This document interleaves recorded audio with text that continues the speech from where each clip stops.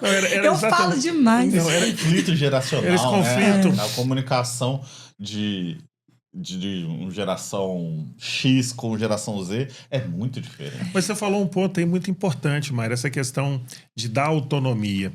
Porque não tem como você dar autonomia sem estar preparado para lidar com algum grau de erro. Então, assim, você tem que estar preparado para assumir algum risco ali.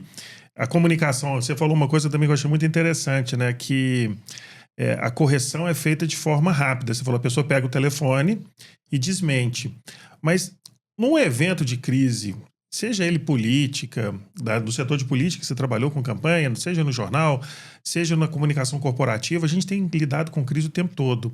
Como é que é o papel seu em apoiar? Porque o importante, como é que funciona? É a própria pessoa, o diretor que vai... aconteceu uma crise, o diretor vai se expor e apresentar o problema, o político ou vai passar isso pro Relações Públicas, né, o RP que vai cuidar, ou ele vai ser instruído? Como é que você organiza uma situação dessa? Ótima pergunta, Roger, porque também tem uma diferença geracional aí. Por exemplo, eu já tive líder que hoje tem 75 anos e ele jamais vai se expor para poder gerenciar uma crise. Então, ele vai ter uma pessoa de Vai crise. delegar. Então, o gerenciamento de crise, ele também depende do perfil. E o profissional de comunicação, ele tem que estar... ele tem que ter bagagem para atender esses dois tipos. Porque você vai trabalhar... Não, eu só trabalho em empresa tradicional. Não, eu só trabalho em startup. Entendeu? Você não pode escolher. Você pode até ter ali uma veia. Mas eu recebi uma oportunidade para uma startup que eu não podia deixar passar, porque era uma oportunidade única, mas ela é zero tradicional, pelo que eu vim. Entendeu? Te fazer uma pergunta. O que você vê mais dar certo? Um meio tradicional de lidar com a crise, como antigamente fazia, ou esse jeito mais descentralizado e natural? Na minha percepção, eu vejo que esse meio, essa forma mais natural de pegar o telefone, desmentir, passar uma mensagem, ela, em algumas situações, dá mais errado do que um método mais estruturado. Eu acho que depende da crise e depende de como foi feito. Porque eu acho que a comunicação, apesar dela ser espontânea, você ligar o celular ali e falar, ela tem que ter planejamento, ela tem que ter um mínimo de filtro, né? Sim. Então, eu acho que você, como uma assessoria de uma gestão jovem, você precisa de explicar isso antes para ele. Olha, tudo bem, o seu perfil é esse de celular na cara.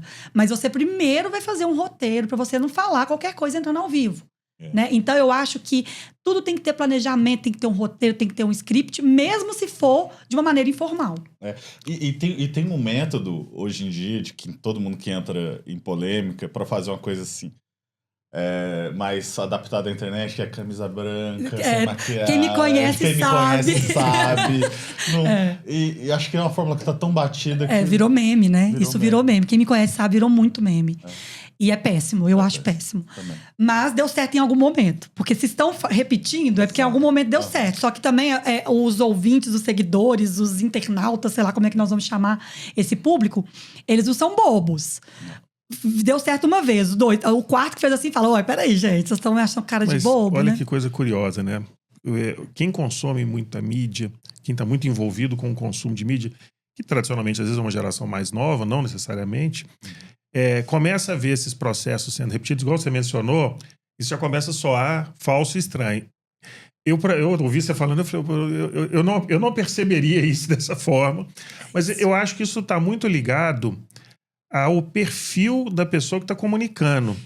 Então, se a pessoa ela tem um dizer de dom, ou se ela é treinada, ou se ela tem uma boa relação com mídia e sabe controlar a emoção, porque o problema é o descontrole. A gente viu aí candidatos a prefeito que, no momento de descontrole, queimaram a campanha deles, agredindo outro candidato. Então, eu vejo que... E é uma pessoa da comunicação, né? Interessante isso. É como que o perfil da pessoa vai dizer se ela é hábil ou não para se expor na mídia e dar credibilidade. Existe um papel de treinamento, tem até um filme que versa sobre isso, aquela história na época da guerra, o primeiro-ministro inglês, não foi? Ou foi o rei? Foi o rei que ele era gago. E o discurso do rei. O discurso do rei, exato. Como que um discurso de alguém gago vai transmitir insegurança pro público de um país que está prestes a entrar numa guerra. Então, assim, eu acho isso muito representativo da importância do treinamento, da comunicação, da qualificação da pessoa. Esse trabalho que você falou não vou usar essa palavra, de coaching, né? Mas esse trabalho do time de comunicação de preparar e avaliar, né? Fazer uma gravação antes, checar se ficou bom. Vocês fazem isso? É isso que eu ia contar agora. Ótimo. Media training, você falou 3 pontos muito importantes aí. Eu acho que eu vou precisar de um papel para ir anotando, porque você fala muita coisa legal. Eu falo, eu posso falar isso, É porque eu falo muito. Pode falar quantas muito. horas de podcast? 6 horas? Pode falar à vontade. Primeiro, você citou a pessoa de comunicação que desequilibrou. É muito engraçado porque não necessariamente a pessoa que trabalha com comunicação, ela é uma comunicadora. É muito engraçado. A gente é comunicólogo, a gente não é comunicador. Então, por exemplo, eu fiz a campanha política de um jornalista. E um jornalista que tinha uma expertise política. Assim, todos os políticos queriam ele coordenando campanha. A partir do momento que ele virou político, a gente teve que trabalhar muito ele. Muito. Eu falei assim, olha, para virar simpático, 5 horas de media training trancado numa sala. Porque ele era mais carrancudo, ele não era um político.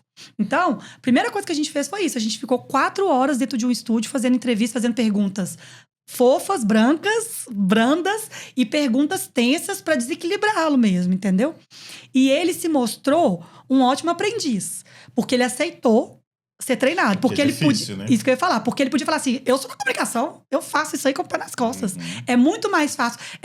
O André, né, aqui do seu como é que chama isso? Backstage, falou assim, sua rede social profissional. Eu falei, olha, eu fiz rede social profissional porque o Roger falou, você não tem? Seu Instagram não é aberto? Não. E eu mexo no Instagram de pessoas, de personalidades, de empresas, mas o meu tem bobagem dos meus filhos lá brincando. Porque é isso. Não necessariamente eu vou ser boa com a câmera na minha cara. Mas eu sei exatamente o que é ruim se você colocar a sua na sua.